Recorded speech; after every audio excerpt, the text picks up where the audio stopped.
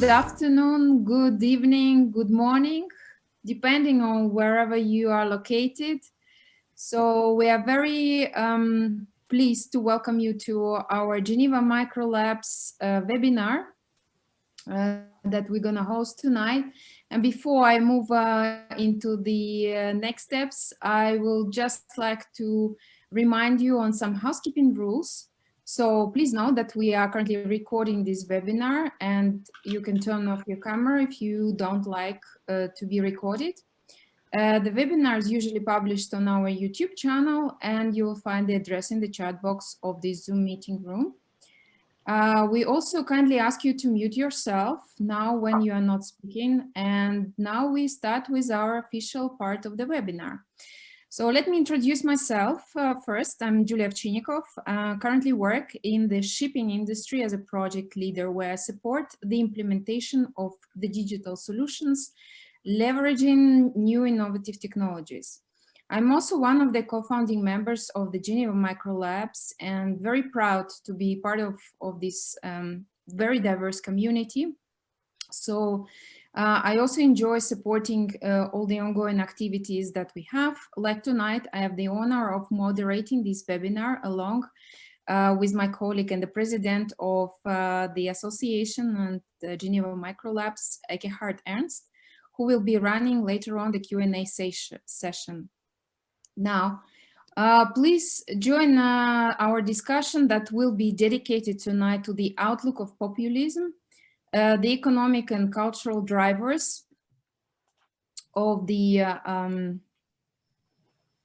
sorry, just a second, on the basically economic and cultural drivers of this movement. And we will also hear about all the possible options of the mainstream parties to address them. Very thrilling topic in the current political arena where we see that the right-wing populist parties seem to have come under pressure. So let's discover with our prominent experts, in light of the recent developments, if any new, more radical movements are waiting around the corner. Now, before moving into the actual agenda, please let me first also introduce the Geneva Micro Labs Association, especially for those who joined us for the very first time and has not heard about our association yet. We are a think and do tank based, we are based in Geneva in Switzerland. We started our independent association a couple of years ago to challenge the existing institutional silos, as well as we try to leverage all the collective intelligence of the Lake Geneva region and beyond. We are very keen to bring the leading minds together from the public, the private sectors, as well as from the civil society to solve and address all the current pressing global issues. And most recently, we launched a new initiative, the Impact Labs, that is our forum to support our aim of bringing the leaders together from various sectors, and so we can collectively develop the projects on how to use innovation, impact design, or any new emergent technology in order to create together a sustainable future. Now, if you would like to learn more about Geneva Micro Labs and you are interested to join any of our initiatives, please reach out to us. We will share the contact details and we'll let you know how to get in touch with us, either in the chat box or at the end of the webinar, we will share our contact details. And you will be most welcome to join our community. Now, today's discussion will be led by two prominent experts, Professor Daphne Halikiopoulou and Professor Eric Kaufmann. Did I pronounce it right, Daphne? I hope so. And Daphne is the professor of comparative politics at the University of Reading. So let me do the first introduction of our first speaker. So Daphne has a great interest in party politics and voting behavior with a focus on the far right populism and nationalism in Europe. She is the author of Golden Dawn's Nationalist Solution that actually explains the rise of the far right in Greece. And of course, she's also an author of numerous articles on the European far right parties. You can find her research in the European Journal of Political Research, Journal of Common Market Studies, European Political Science Reviews, and she's also an editor of the journal Nations and Nationalism. She is, very important to mention, he is a vice president of Association of the Study of Ethnicity. Now, I think I tried to list all her key achievements, but probably that's not sufficient. We don't have sufficient time to really list all of it. So I will stop it here, and just want to also mention one of her hobbies, that she's a very passionate traveler, where she really likes to stay as close to the sea as possible. And I hope, Daphne, you will enjoy it once we can overcome all this pandemic, crisis, and you will start enjoying it, your hobby, a little bit more. Now, coming to the topic that Daphne is going to present tonight, it's basically that we observed the populism has been on the rise in Europe and the West for several years. And it's probably very thrilling for us to understand, first of all, what populism is all about, especially for those of us who are not so savvy in politics. And we would also discover with Daphne what other opportunities and constraints of this political movement. So Daphne, over to you. The floor is yours, please. Thank you. I'll ask Renate or Ekkehard to please upload my slides.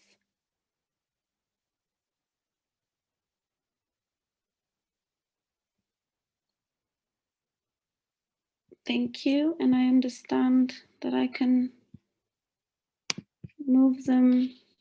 Oops. Yeah.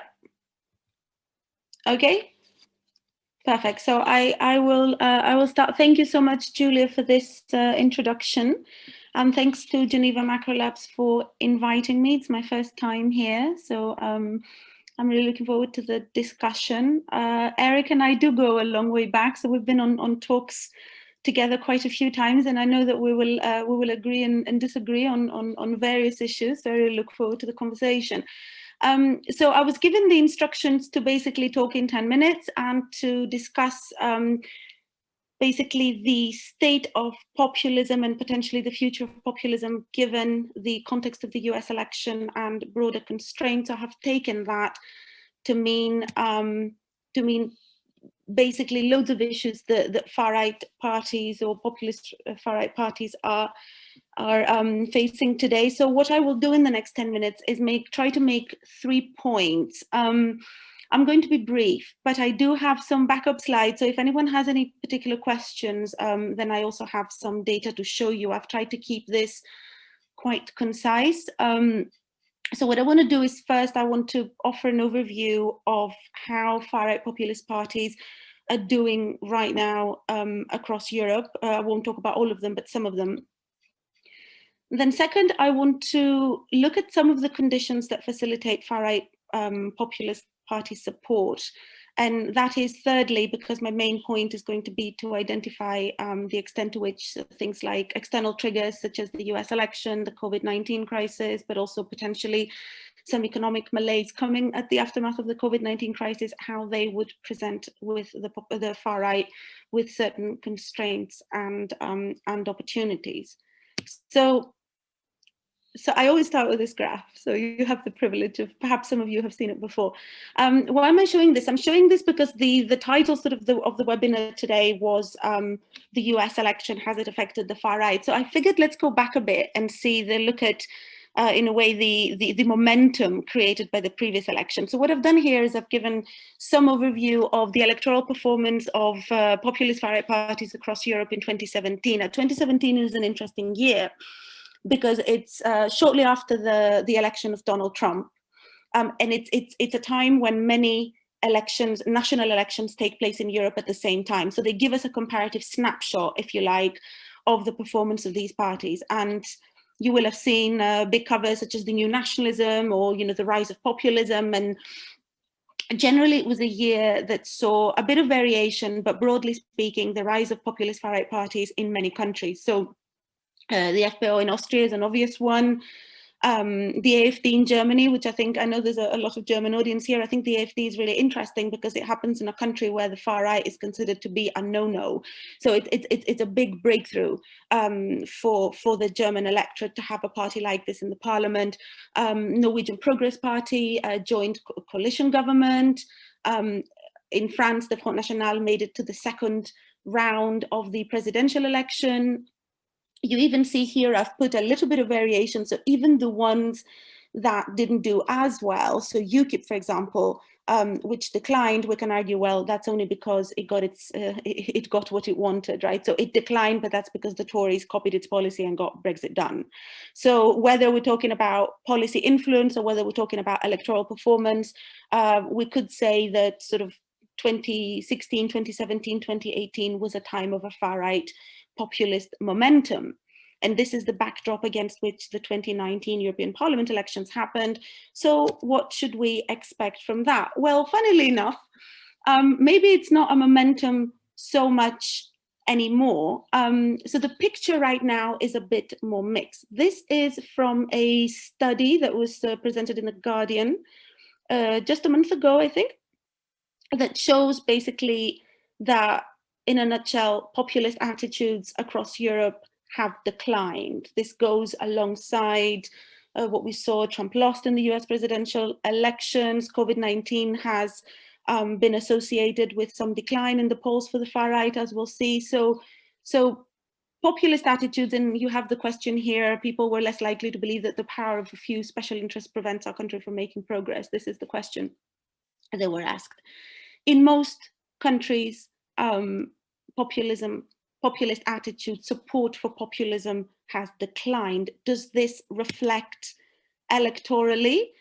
Whether we can draw a causal link or not is another question, but indeed we can see, this is from the Financial Times also a month or so ago, we can see that certain parties have made actually significant losses. A notable one is again the FPÖ, but that has a lot to do with the scandals that went on as well. But in the recent local elections, the party completely imploded. The AfD as well is having its internal problems. You might know that the Golden Dawn in Greece is finally in jail. And even in Italy, the Lega is not doing as well. So should we be talking about a decline? Well, it's still a mixed picture. This is a poll looking at voter intention for the 2022 French presidential election. And we see that some parties, so notably here, the now formerly Front National, now Rassemblement National, is actually not doing that badly. So it's still continuing to be probably the most likely contender together with Macron for the French presidential election. So what does this data tell us? It tells us that there is a mixed picture, but there is much more of a decline than we would. So if we were here 3 years ago, I think we would have been having a very different conversation. How should we interpret this? So the second thing that I want to do here, and this is basically where I draw on my own research, is I want to place this picture within some empirical and theoretical framework of support for the far right. And I guess here is where I disagree with some of the existing literature, maybe with Eric as well on this point. So the argument tends to be that this rise that I showed you in 2017, this momentum, has something to do with an emerging cultural cleavage, that basically people no longer vote because of their economic concerns. People now vote because of their cultural concerns, because there is a value divide between those who believe in cosmopolitanism and those who don't. And so what I argue here is that the causes of the phenomenon are far, I think, the picture is far more complex than that. And I do that in two ways. So while cultural concerns are important, I think they are not the only picture, because the far-right voter base is much more diverse than we suggest. So there are different routes to far-right, to populist far-right voting. And in my own research, I have identified the core far-right voters, who are the culturalists, that's what I call them, those concerned with culture, but also the peripheral voters, those who perhaps have economic grievances, or those who might have grievances with the whole political system. So there are different routes. These three different routes are the economic voters. They're driven by a materialist dynamic.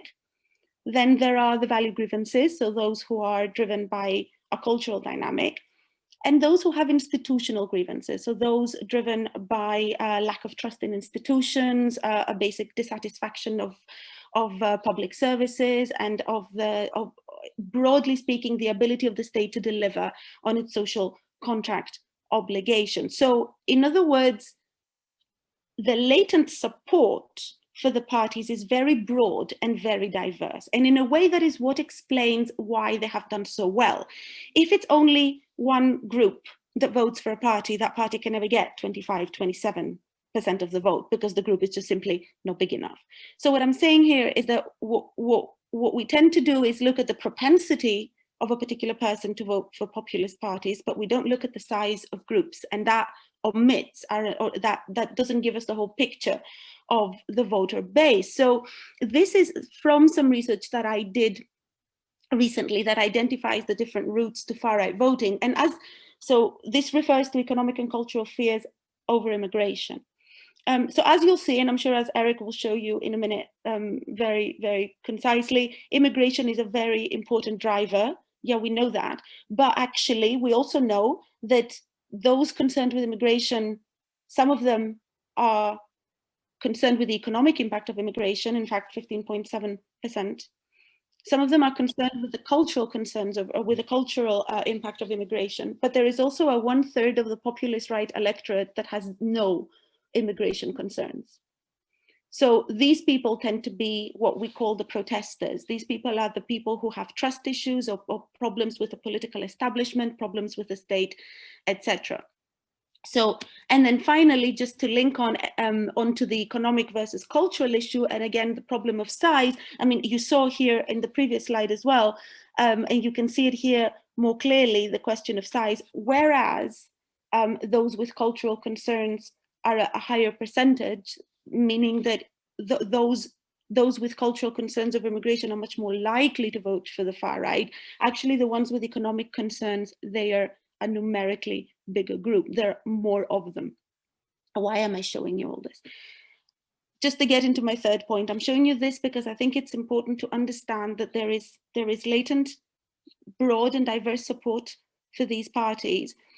And while the cultural issue is prominent for many of them, in fact, it might be the less important, because if a party wants to broaden its base, it needs to go beyond them. They are the core voter base. They could be galvanized, but they're likely to vote for these parties anyway. They're the biggest support. But a party can never go beyond its voting base unless it mobilizes more broadly. And in order to mobilize, it needs to get those who are protesters. It needs to get those with financial concerns. Now, what does that mean for the prospects of populist right parties now in the context of the US election, of COVID, and of other issues arising? Well, it basically means, so what the picture I've presented suggests that these parties need to capitalize on a broad range of insecurities in order to get elected, not just cultural. They need to capitalize beyond. They need to mobilize beyond. Now, whether these parties are in government or in opposition plays a big role. For those in opposition, which is the majority of the niche parties that I talked about earlier, they're likely to face short-term constraints. And that is because, in a way, that especially the pandemic, but also the lack of momentum and domino effect that the US election is causing, is likely to result in a rally around the flag effect. So people tend to want, in simple terms, these types of crises in the short term create the need for what we call valence, for competence, for experience in government. This is what we call the rally around the flag effect. So people are likely to vote for the incumbent, and people are not likely to vote for in terms of protest, because they want policies done. So this is likely to damage the niche competitor parties because they are not the incumbent. In the case, for example, as in Eastern Europe, where we see that some of these parties are government, this is very different because the crisis in the short term has allowed them to instrumentalize state power, basically, and thus to turn it to their advantage. But in the long term, I suggest that these constraints are going to turn into opportunities. The reason is precisely because what I showed earlier, that because the voter base is so diverse, these parties can tackle all three different grievances. So one thing that the COVID-19 crisis, for example, is creating is this, again, rally around nationalism idea, right? So close the borders, shouldn't bring outsiders in, because of, make sure that we don't spread the disease, etc. So there is a strength of nationalism. At the same time, it is unfortunately likely to lead to some economic problems, because as people start facing the effects of the COVID-19, and therefore these disaffected voters are likely to also vote protest in the future, as well as the decline of the levels of trust. So if the governments have failed, we've already seen many differences between the first waves and the first and the second wave, right? So if voters perceive the state as unable to deliver on its social contract obligations and deal with the COVID-19 crisis, then these people are likely to go on to protest. So generally speaking, we do know this from the past, that the populist parties are able in the long run to capitalize on crises conditions. But whether they do so is very much a question of internal supply. I just want to give you very quickly, before I end here, just to very quickly say, we know from the economic crisis in Europe, big crisis affected many countries. Really only Greece, the Golden Dawn, did well. In Southern Europe, also bailout countries that weren't able to capitalize. The immigration question doesn't tend to correlate with, so high levels of immigration don't tend to correlate with countries that have high level of populist right party support. So it's not so much a question of only the latent demand, but it's also a question of what the party itself says in order to be able to capitalize on that. This slide, just to quickly come to the end here, is on from the same study I showed you in the beginning. Remember the one that showed that populism had been in decline? Yeah, but if we look at this, the study a bit further, we also see that the immigration issue remains salient, as I showed earlier, not only for cultural, but also for economic reasons. Recently, we've done another study on the crime dimension and security dimension of it. That also plays a role. But the bottom line is people continue in Europe to want stricter immigration policy, so that in the long run is likely to favor the populist right. But also these parties, the ones that are successful, are also ones that tend to be welfare chauvinist. So I think that this internal supply that is going to allow the parties to capitalize on insecurities is one that puts forward a narrative of nationalism, strict immigration, and welfare type policy. So very quickly, just to conclude, I think what we are seeing is different waves of far-right populism, and this is consistent with the performance of these parties for the past 30 years. So I'd say this phenomenon is not new at all, and it's not surprising what we're seeing. They're going up and down. What is interesting, and we can talk more about it in the discussion, is that there is significant variation both between and within countries, something I haven't spoken about.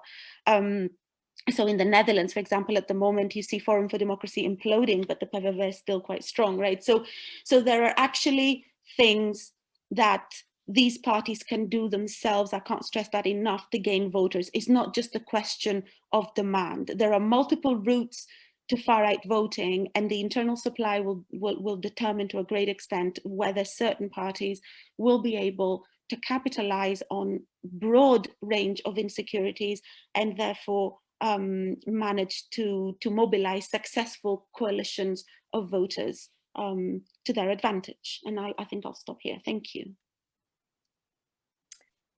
Thank you so much, Daphne. Actually, it's amazing how you could put your speech in such a concise and very limited time. And thanks for the very interesting overview that you have shared just with us. I would just like to remind to the audience that we will have, after the second presentation, we will have a Q&A session that should last about 20 to 30 minutes. And please post your questions while the presenters are talking, or actually you can also alternatively put your questions in the Zoom chat during the Q&A session itself. So later on, I will also introduce the moderator of the Q&A session, Ekkehard. And now to our second speaker and presenter, Eric Kaufmann. He's a professor of politics at Birkbeck College University in London. He is an author of multiple publications, such as White Shift, Immigration, Populism, and Future of White Majorities, The Rise and Fall of Anglo-American, where he explains the decline of dominant ethnicity in the United States, and The Orange Order, among others. Eric is also an auditor of journal Nations and Nationalism. He has written for the New York Times, Newsweek International, Foreign Affairs, National Review and Prospect, and his work has been covered in major newspapers and magazines in the UK and the US since 2007. Eric, like Daphne, is also vice president of the Association of the Study of Ethnicity, and you can find him on web at www.snaps.net or on Twitter. Also to mention, Eric enjoys very much ice hockey, that I was very surprised, skiing, and also walking his dog.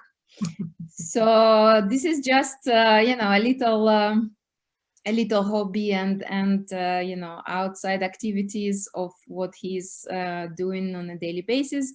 And now, Eric, you will also share with us a very interesting outline on the topic of migration, culture, and populism. So now I will hand over to you, Eric. So please let us enjoy the outline on your presentation. Thank you. Thank you, Julia. Thanks. Yes, I am Canadian, which explains the skiing and the ice hockey. So probably a good fit with living in Geneva too. But anyway, I do live in London, I have to say, which doesn't have either of those things.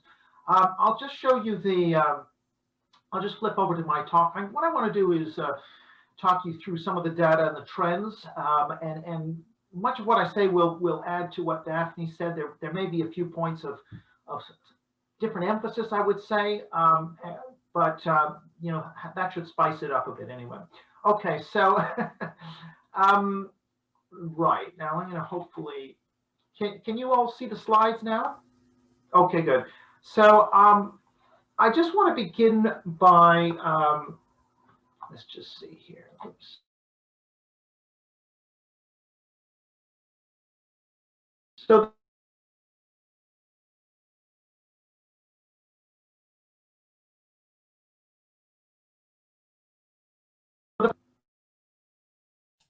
Eric, you're breaking off.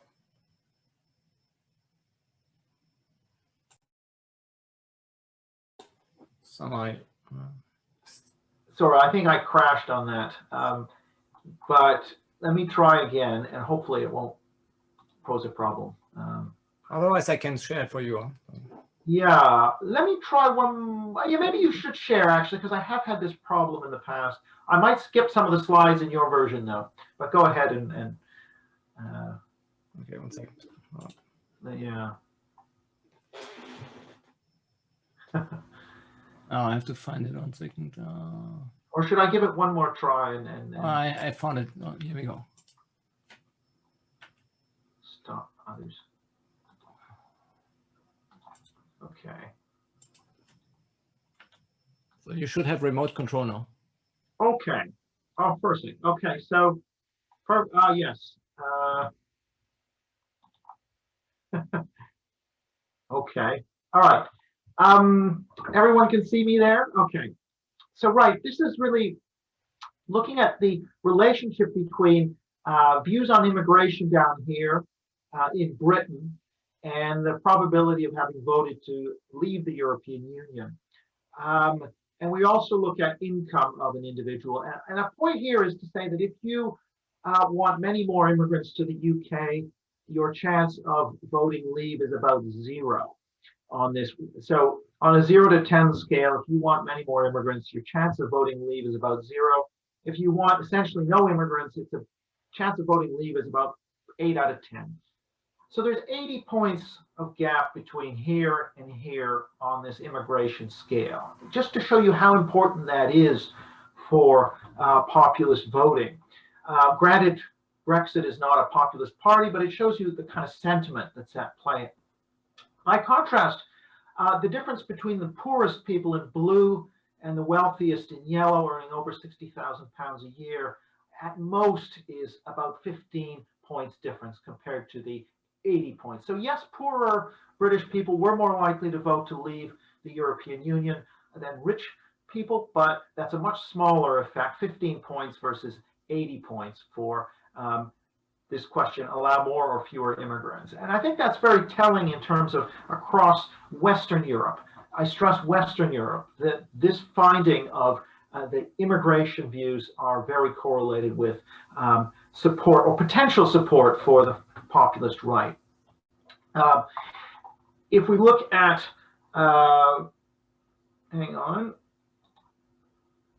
if we look at the United States, we see the same relationship amongst white Americans. The white Americans who said reduce immigration a lot, over 8 in 10 voted for Trump in the 2016 election.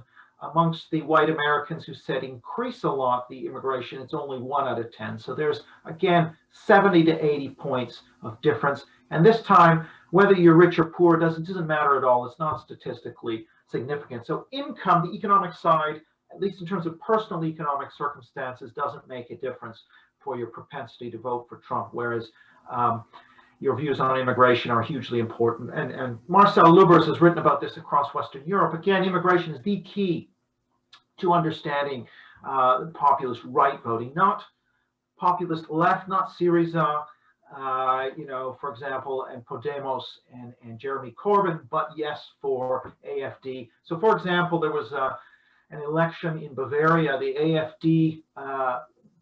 AFD electorate in Bavaria was asked the question, is Germany gradually losing its culture? 100% of those polled who voted AFD said yes to that question, compared to only 20% of Green voters and a minority of Social Democrat voters. So we're talking about 100% of AFD voters. If you look at, there was a study done on the Sweden Democrat vote, it's like 99% in favor of reducing immigration. So I mean, this is overwhelmingly a powerful, but of course it's not the only thing. You could be, you could want less immigration, but still vote for a Social Democrat. So it's necessary, but it's not sufficient to explain what's happening. Now, if we want to talk about what drives immigration attitudes, some people say this is about, if you're rich or poor, but actually there's a consensus in the academic literature that's been summarized in a number of papers that shows that really, whether your personal economic circumstances, whether you've lost your job or whether you're rich or poor, doesn't have much to do with your views on immigration. What does have to do with your views on immigration is deep psychological factors. Do you like change? Do you think change is exciting, or do you think change is a loss? A great question is, Britain or America was better in the past. If you answer yes to that, you're massively likely to be anti-immigration and be a populist rights supporter. But even things like family is everything. Do you agree with that statement?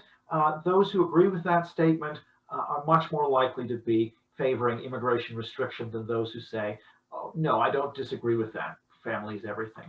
And we can go through a number of other questions. So even something like, am I disorganized in my financial affairs? If you answer yes to that, you are more likely to be tolerant of immigration than someone who says, I'm very organized. Now, that's not the only factor, but these kind of deep psychological, which are referred to as, sometimes referred to as right-wing authoritarianism in the literature, this is something that is increasingly important for electoral politics, these deep psychological preferences for difference and change, or do you see difference as disorderly and change as a loss? And that is very much individual, and it's in fact 50% heritable. So it's not easy to change over a lifetime. It's not just a question of education. And it's connected, this orientation called authoritarianism is also connected to views on the death penalty. So in Britain, if you strongly agree with the death penalty, you are massively more anti-immigration than if you strongly disagree with the death penalty, regardless of income. So there's this deep psychological impulses underlying immigration attitudes, and that is what is connected to the possibility that you vote for the populist right. But it's only a possibility, and it doesn't yet happen until, I'm going to skip these slides, sorry, but these are just about the psychological profiles of populist right voters across many questions, which again tap into these deep psychological dispositions towards what's known as authoritarianism, that desire for order, and also the desire for the present to be like the past, which is another somewhat different orientation. But I want to get to questions around trends. So the question of when do we see populist right rising? And this gets to this question of salience. So you can have the European migrant crisis of 2015. That didn't change people's attitudes to immigration. It didn't change people's answers to the question, do you want more or less immigration? Because that question is heavily tied to, as I mentioned, psychology. And it's also tied to ideology. And it's therefore less likely to shift even with massive immigration flows. However, what can happen is that when you get an increase in immigration that's substantial, people who are already opposed to immigration rises up their priority list from issue number 5 behind healthcare and the economy to issue number 1. And so it's that increased salience, which is really what drives populist right voting.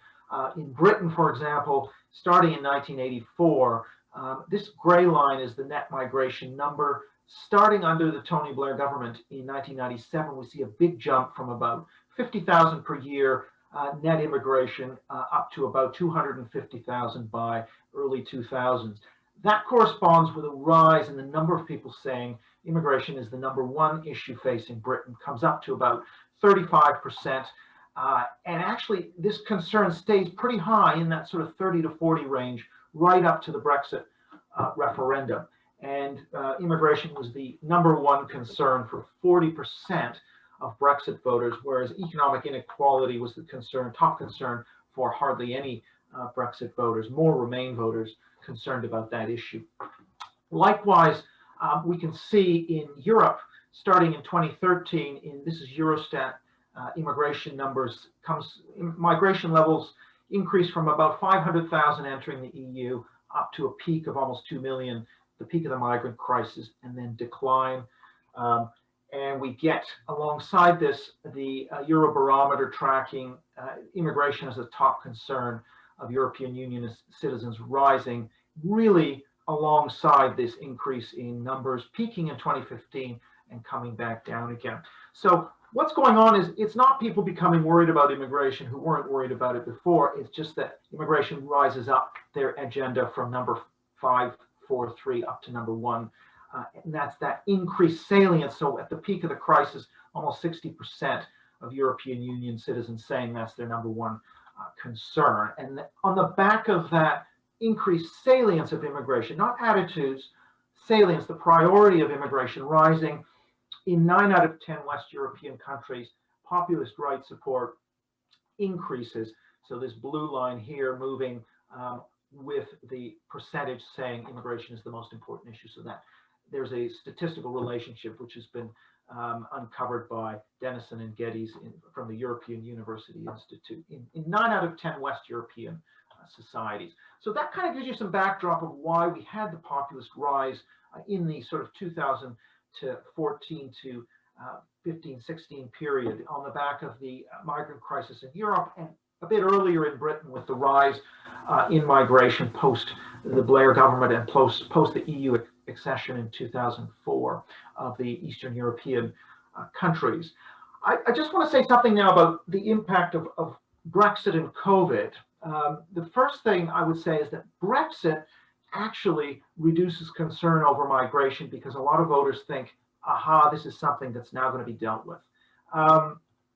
And so, for example, if we look at the number of British people saying that immigration is the most important issue facing the country, that's starting to rise from the Blair government in 97, rising up to sort of 20, 30, 40%, staying pretty high, comes down a bit with the financial crisis. So financial tough times reduces actually concern over immigration, and therefore I would predict, and in fact we've seen, it doesn't help the populist right when you have a recession or a depression. In Western Europe, the trend I would say is that when people are focusing on the economy, that's bad for the populist right. When they're not thinking about the economy, there's more room to think about particular issues like immigration, and that's when the populist right does better. And so we see concern over migration then rising, and by the time of the Brexit vote in June 2016, it's at a very high level historically, because prior to 97, it had been at a low level. You then get the Brexit vote, and then it starts to fall, and then with COVID, there's this drop off. Well, why is that? Because clearly there's almost no immigration when you have the pandemic, the borders are sealed, this is not an issue anymore. And that's had a big impact, I would argue, in lowering the temperature for that the populist right feeds on. Similarly, in the United States, if we look at the US data amongst Republican voters, they're asked, what is the most important problem facing the United States? And the share saying immigration, in mid-2014, it rises to 15% with a big arrival of Central American mothers and children on the border. These numbers for the United States have not been recorded since statistics were kept back in the 1930s. So these numbers, they don't seem like a lot, 10 to 15%, staying at that level had never been seen since statistics were kept. So it's not huge, but it is unprecedented, and it's what allows Donald Trump in the 2016 primaries to win the Republican leadership, because he's able to campaign openly on the border and immigration, and that was the key issue that predicted switching to Trump, and switching to Trump in the federal election in 2016. You then see, because of an increase again in refugee claims on the border and signaling from Trump, that by the time we get into April 2019, it's almost 33% of Republican voters saying immigration is the top issue facing the United States. But what has happened since has been this big decline of immigration, which is in aquamarine here, peaking. And then in the last year, particularly with COVID, we've seen a drop off in concern over immigration. And that, I think, has damaged Donald Trump, damaged him in the election. So COVID, what that does is, first of all, it makes people think about the economy, not immigration. It makes immigration dry up to almost nothing. And so it really takes away a lot of the advantages that populists have in the population. However, what I would say is that going forward, the issues that drove populism in 2014 to 16 have not gone away. If the economy is bad, then that's not going to be good for populists in the West. But once things improve, people start traveling again, immigration rises again, I would predict we're going to come back to where we were prior to the pandemic. So the pandemic privileges technocrats, it privileges people who can manage complex emergencies like pandemics, who can deal with economic emergencies, unemployment. That's not good for the populace. However, if things go back to normal, I would predict we're going to see a rise again in the conditions that gave rise to populism. I just want to say something structurally. I mean, it is important to note that there is a structural issue, which is that the more diverse societies in Western Europe that have higher migrant origin populations, faster rates of ethnic change, higher Muslim share, for example, tend to have a higher populist right.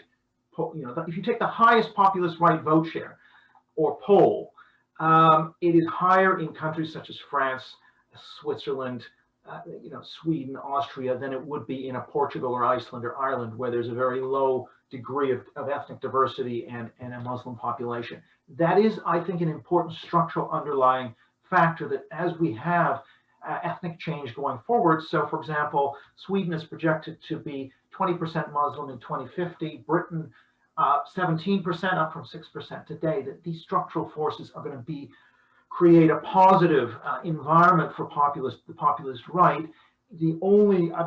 I think ultimately those who want the populist right to not succeed are going to need to address these cultural questions. In particular, need to start to talk about assimilation more openly in order to address some of the anxieties which are very cultural. And even if they're expressed economically, there have been experiments to show that if you show somebody a graph about white Americans becoming a minority by 2050, and then you ask them about economic problems, they tend to say, oh, immigration is an economic problem. We've got these problems with public services and so on. So that the argument is that even with the economic votes or economic opinions, even those have a strong psychological and cultural basis to them. And the final point I want to make is just about polarization, which is that even when it's not just a matter of populists doing well, it's a matter of the basis for electoral politics shifting from left-right economics to the so-called open-closed cultural dimension. And immigration is the key issue that we can see, for example, with white Americans, the Republicans and Democrats, very similar up until 2012, and then you see this explosion of difference.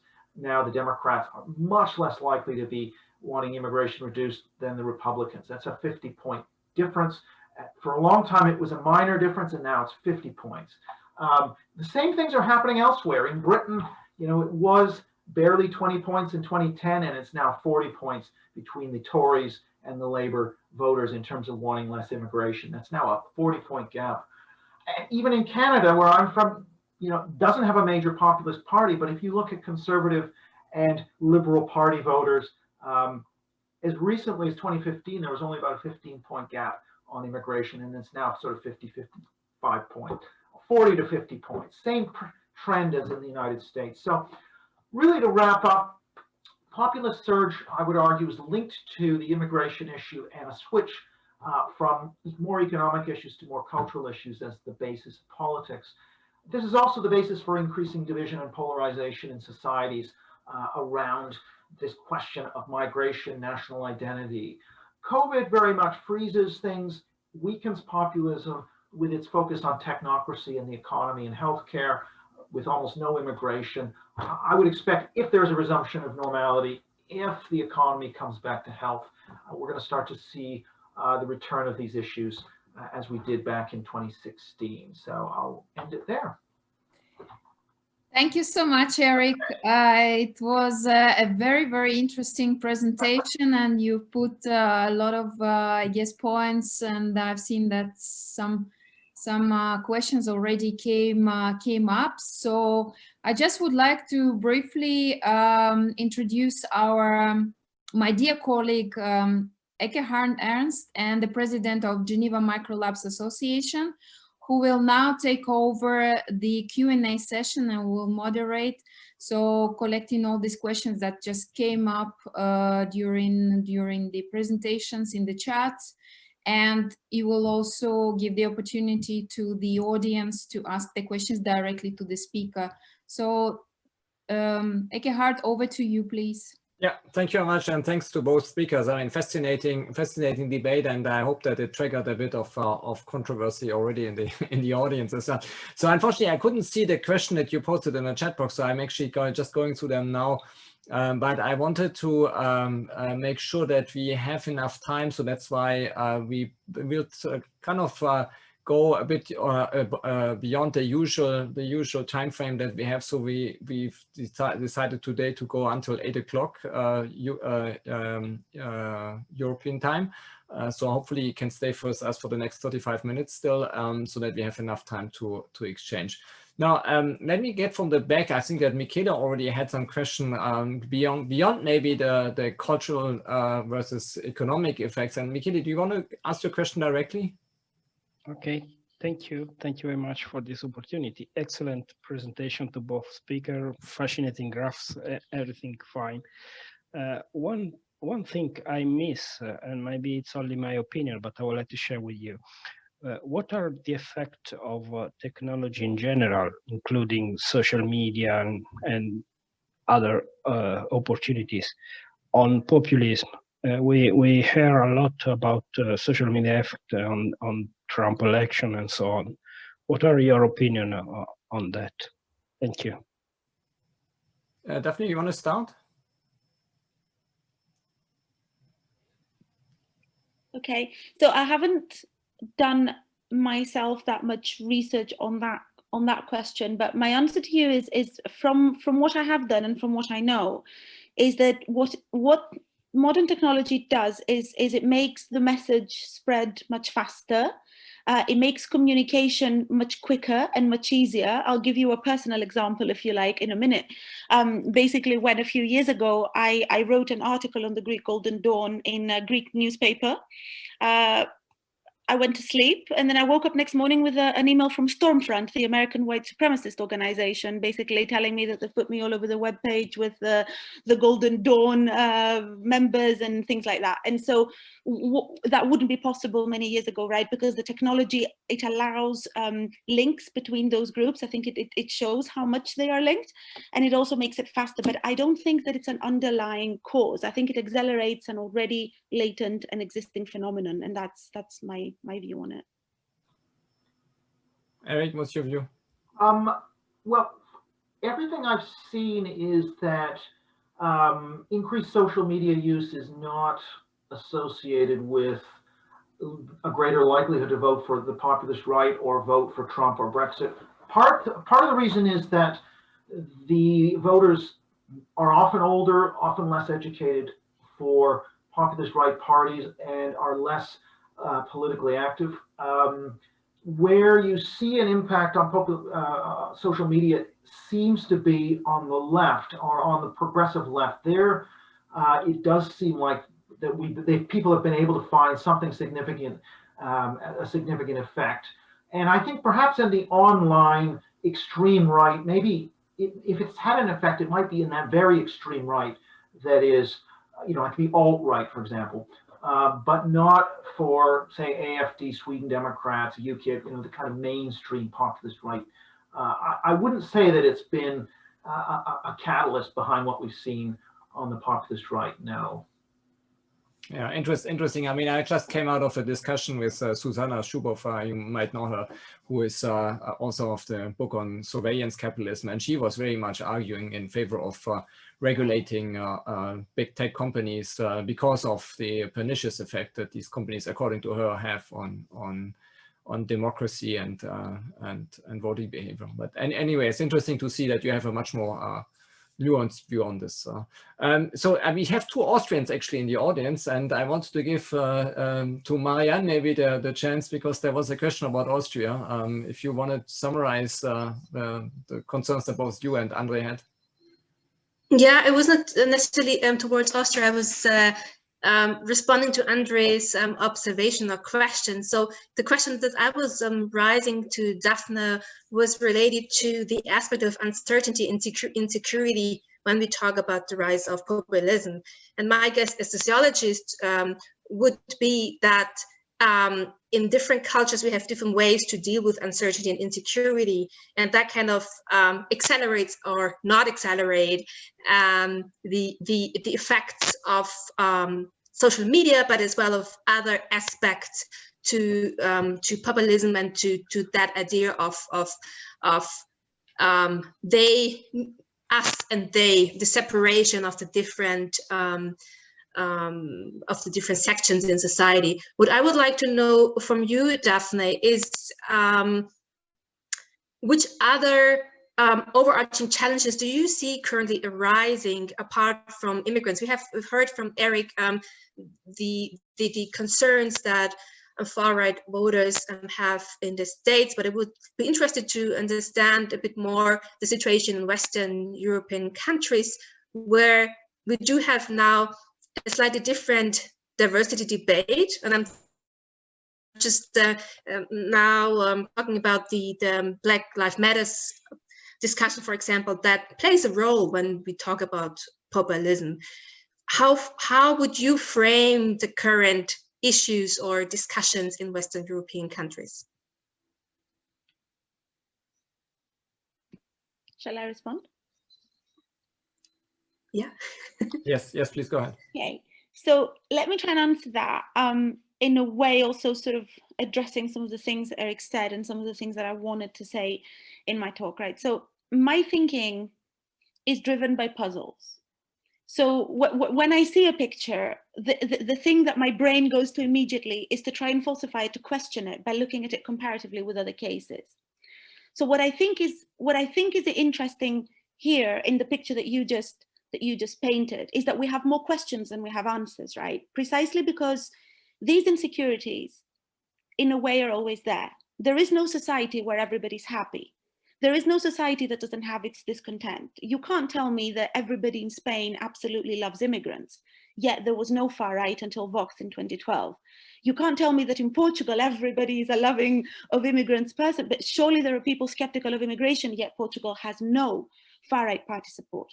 So this to me indicates that the answer to the questions is not so much what insecurities are there, but rather the question is not so much what insecurities are there, but rather when do these insecurities translate into a particular voting attitude, right? It's not, there are people with anti-immigrant attitudes that vote for center-right. Sometimes they vote for the center-left, which at the same time, you know, right now is actually adopting strict immigration policies too. So what is it that makes a particular insecure individual to vote for the far right in a specific country at a specific time frame, right? I think for me, that is the question. So that is why, for me, to look at insecurities such as immigration, I think is only partially the answer. It doesn't tell me any, I mean, it tells me something very little. It tells me that at some point, these people are upset, fine. But why do they vote for the far right? I think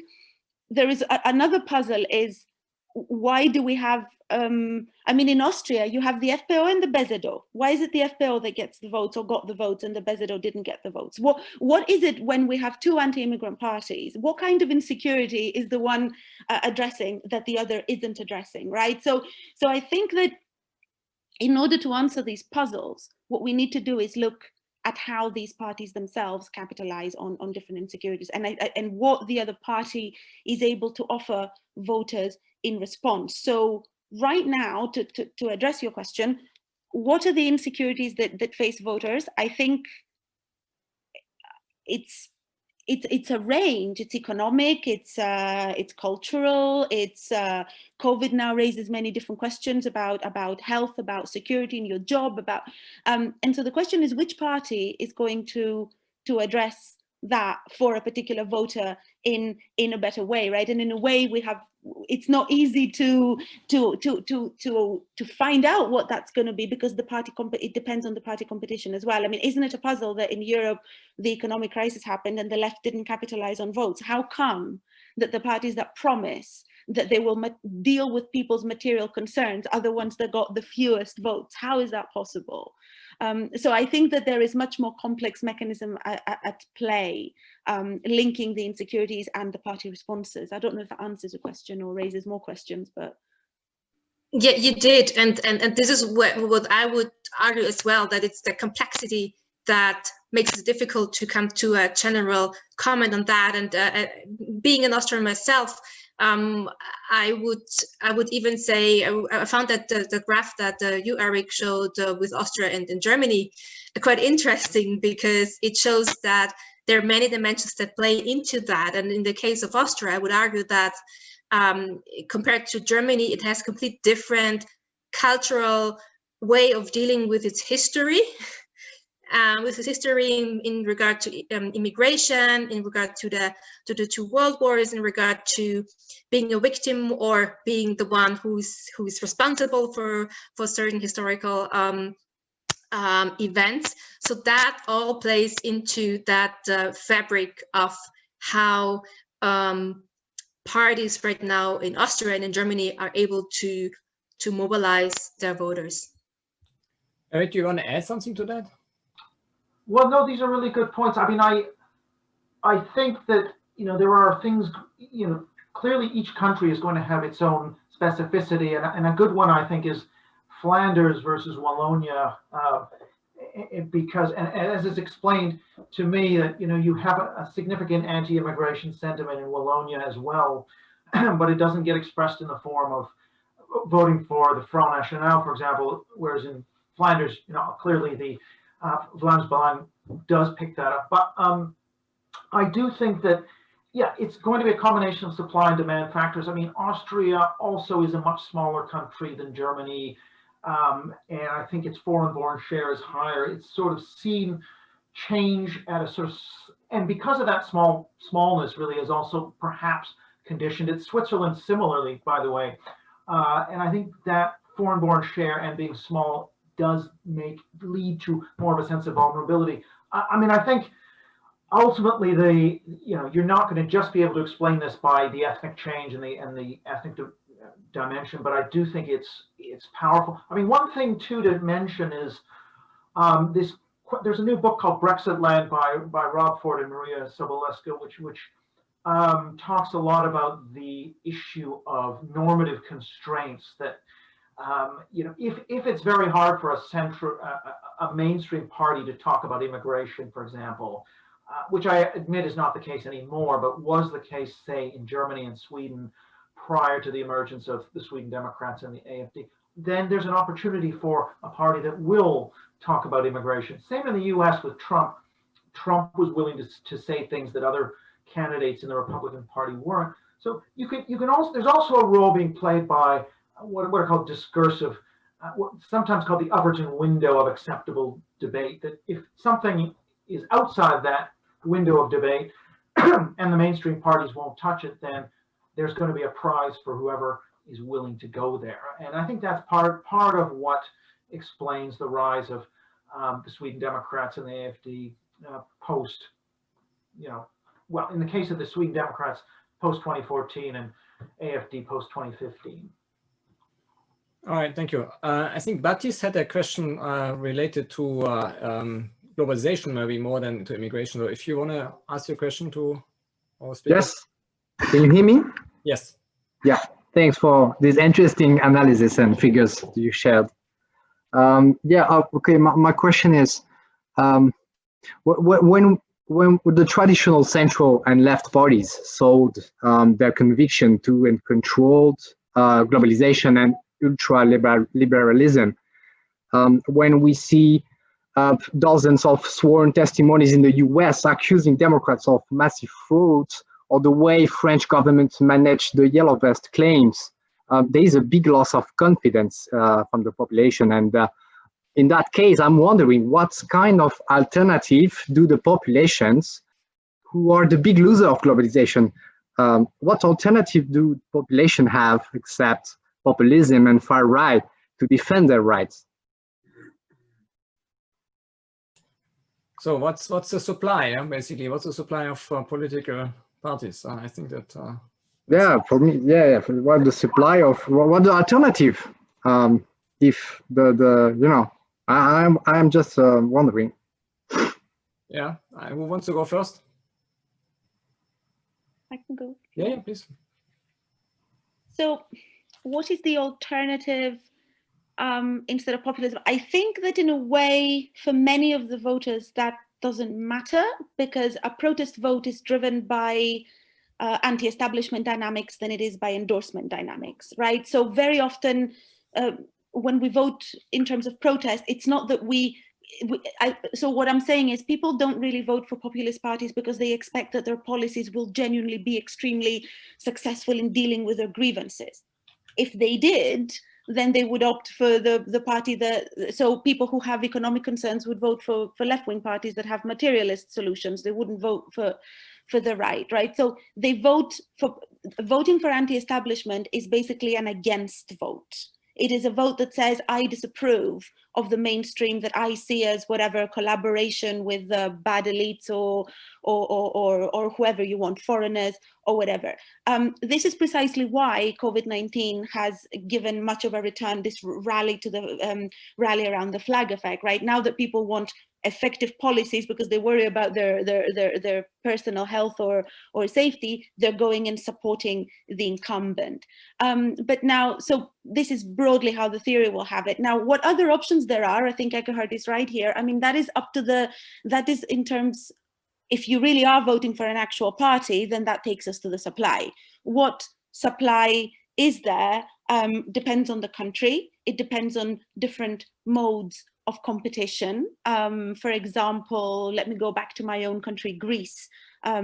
Why did people vote for the Golden Dawn? I would hope that isn't because they were endorsing their policies. I think that's because, you know, I remember when the party won the election and the leader, Michalojakos, who was the man is a Nazi convicted of murder and in prison. He came and he did a Nazi salute, and the argument was, but our hands are clean. We haven't been linked to the establishment. Yeah, so I don't think that people voted for them for policy's sake. When the situation became crucial, that you know, people wanted some kind of return to some more stable politics, people voted the center-right party in.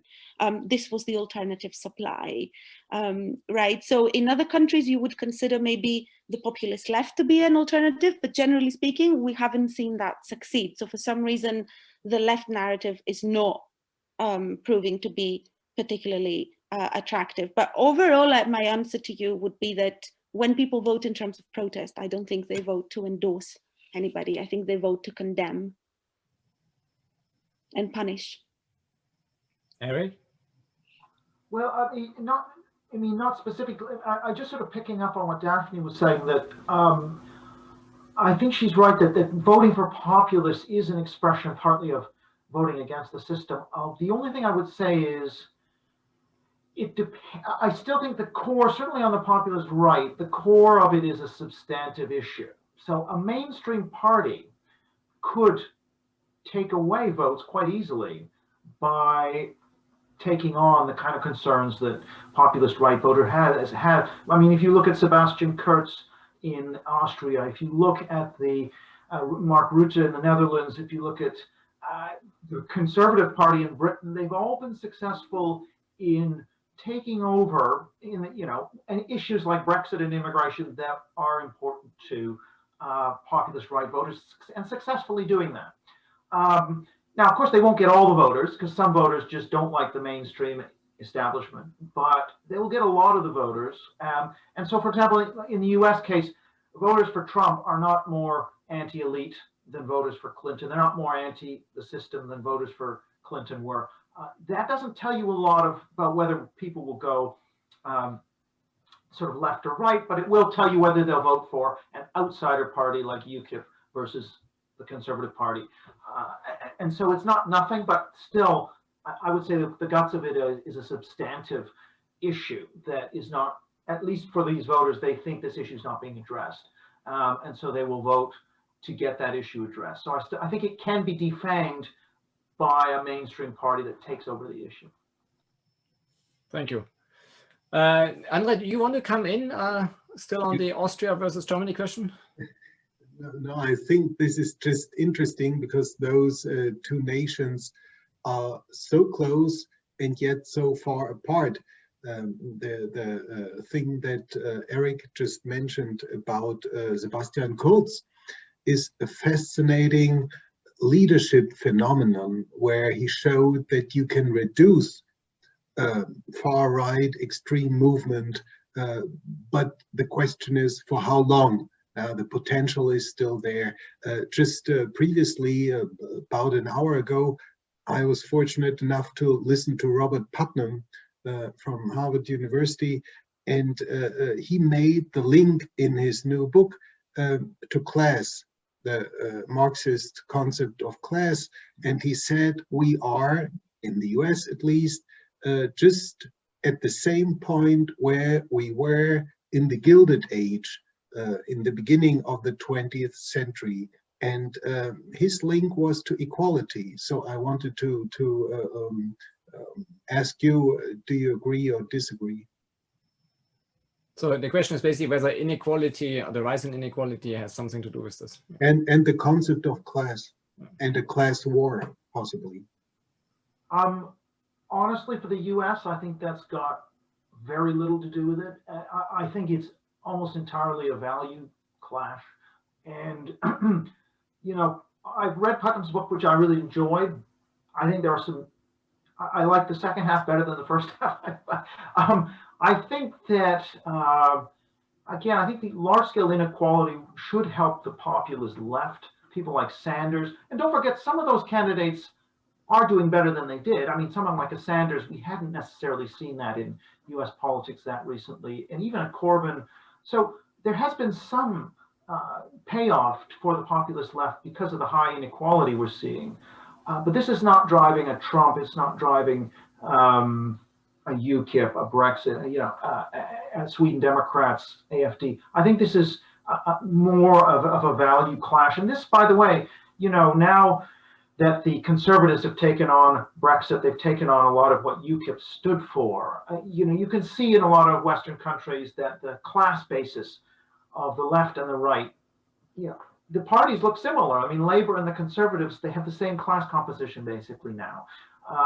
That would have been unthinkable even in 1997, you know, so the whole class divided electorate is giving way to a more values divided electorate, I think. I mean, that would be my take on it. And I think Putnam's take on I think there's a lot of truth to his book, but I think his take on the Gilded Age, where he's claiming that during the Gilded Age, there was a lot of individualism and social breakdown. I think that I'm not convinced by that evidence. And I don't think he proves that case. He's right that there's been a shift since the 1960s. That is true, but I think his claim that things today are like they were in the Gilded Age on the individualism front, I don't think that's true. I think it's true that it was very divided society, divided politically over immigration. That's true, but the individualism claim and social breakdown, I don't really go with him on that. I guess, Daphne, you might have a different view on this side. Did you guess? So if I may, yes, I think I disagree with Eric here completely. Surprise, surprise. I think inequality plays a very important role. I haven't read the Putnam book, sadly, Andre, but I would love to because I'm a big fan. But to tell you some of my own research that I've carried out, not in the US, but in Europe, using standard data that a lot of political scientists on the topic use across Europe, European social survey data, we have found that not only inequality actually is also a driver, but that different labor market policies that seek to reduce inequality actually play a role in lowering populist right party support. So in older work, we looked at employment protection legislation and we looked at unemployment benefits. And we found that both of these actually lower the likelihood of individuals such as the unemployed or those in precarious employment to vote for the far right. And more recently, actually, we have a paper that instead of class, what we do is we divide social groups in terms of the vulnerability that describes them. So we look at the unemployed, those in temporary contracts, those who are families with large children, and then we looked at the policy that corresponds to them. So, you know, unemployment benefits, certain security in legislation. We looked at pensions and pensioners, and for every social group across Europe, across Western Europe, that is, actually the policy reduces the likelihood of these insecure groups to vote for the populist right. So I would say that at least the data that I have, actually I have those slides, but they're in my backup slides now and I can't upload. If you want, I can share them. Do you have them? Yeah, let me just. Oh yeah. Go back to. Let me just use the minute and to ask you on your observations on Brazil, where Bolsonaro took over some of the social measures, what Daphne mentioned before, and kind of had a concept of national populism, if I might call it this way, and proved quite popular with it. So you can control it now. Yeah. Eric, do you want to answer that while I look for the... Eric, you're muted. Sorry, yeah, no, I would say that, I mean, a lot of what I'm talking about is basically about Western Europe. I think there are different things going on in Eastern Europe. There are different things going on in India and in Brazil. And the reason I would say that is places that have a history of poor governance. Latin America has a history of oscillation between technocrats and populists that goes way back, you know, Peronism and so on. This is not a new thing in Latin America, because when you have poor governments and you have corruption and so on, it's quite natural to have populists claiming we're going to throw the bums out. And so that dynamic is well established. And so I'm reluctant to look at Bolsonaro and to say that this is sort of so radically in tune with what's happening with the AfD and Sweden Democrats. I think that the Western populist right phenomenon is very tied to immigration, but that doesn't mean that the Eastern European or Indian or Brazilian populist right is also tied in the same way to that issue. There may be other issues like crime. There may be other issues that these actors are dealing with. It's not necessarily the same context, and especially in countries where you have a history of not great governance, perhaps corruption. There's more of a tradition of populism already established.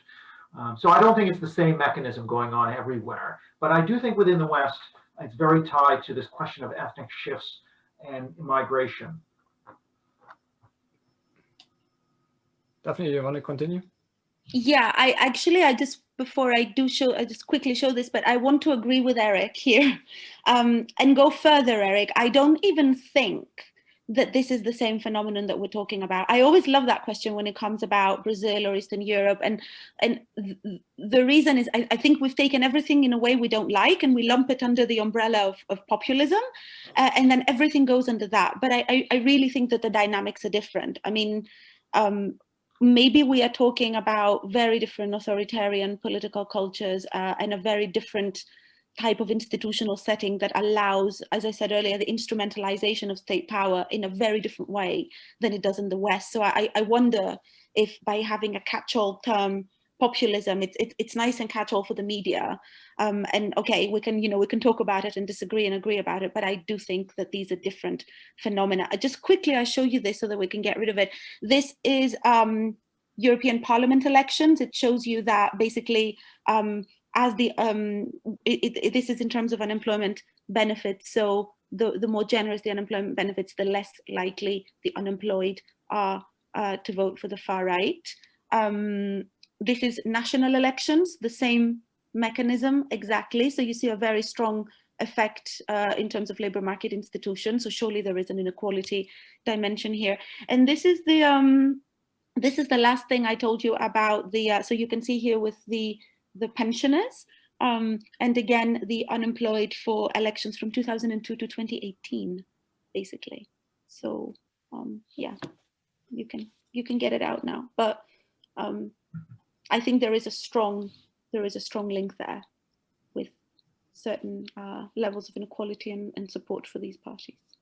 Thank you. And while we are in Eastern Europe, I think Costa had a question specifically on that. If you want to ask your question, Costa. Thank you.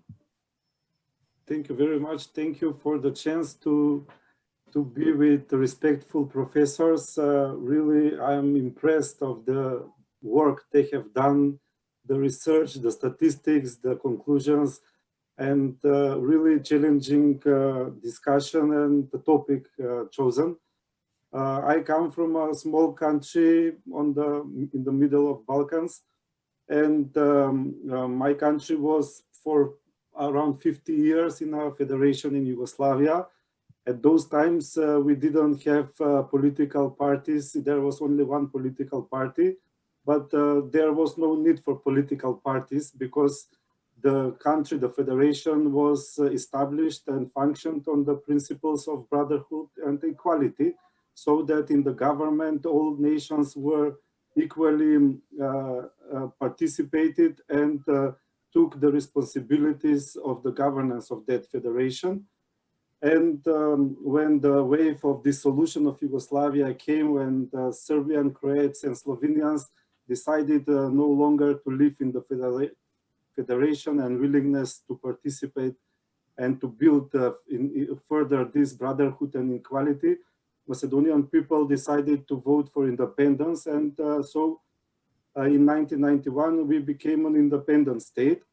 And from then we had in our one objective in our country, and that was EU accession and integration in the EU. However, our objective and our willingness was not even nowadays fulfilled after 29 years of independence. We are still on the border of the EU, so we are still not a member country. And even we have not initiated the accession talks with the EU. My question was, is it only the immigration in the core of the rise of the populism, political movements in global frames, or more specifically in European countries, on European ground? Or are there other reasons for the rise and the penetration of the populistic political sentiments and sensitiveness? Because here in Macedonia and other countries that are belonging, countries that emerged in the last 20 to 30 years, especially in Central and Eastern Europe, there is a